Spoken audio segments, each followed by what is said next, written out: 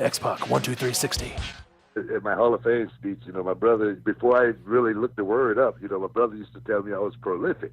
Wow. He said, man, you better than he used to say, man, you better than everybody in the locker room. And I believed it because he said it, because my brother was my hero. He was the guy that I wanted to be like. And if he said it, it had to be true. So to go up there to WWE was something that it wasn't something I was, really wanting to do at that time, but the company was closed.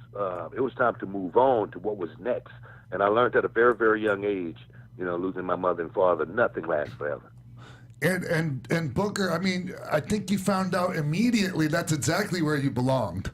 Because I remember your first match in was with Bagwell, right? In Vancouver? Yeah. Was it Vancouver? Yeah. I think it was.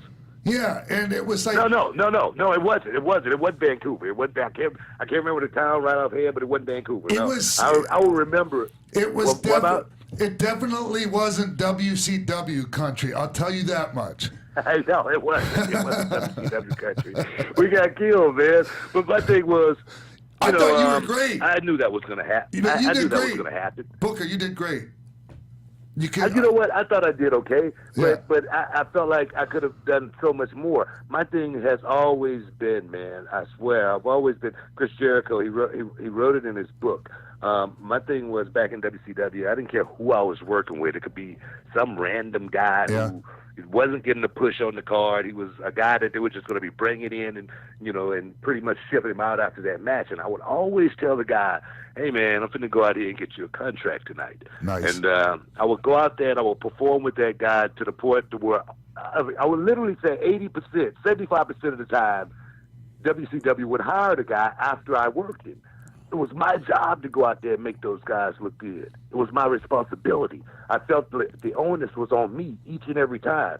And to go out there with Bagwell that night, I thought I could actually pull it off. I thought I could actually sway the crowd. Yeah. And that night I didn't. And it was one of the few nights in my career. But after going back and looking at it, it wasn't that bad of a match. Today, standard, I think that match would probably pass the smell test. Oh, for sure. Oh, yeah, and it wasn't like it was your performance in it. It was like, I don't want to judge the whole match because you have to. It takes two, right? And yeah. I don't want to go negative on anyone. No. You know what? I tell you, man.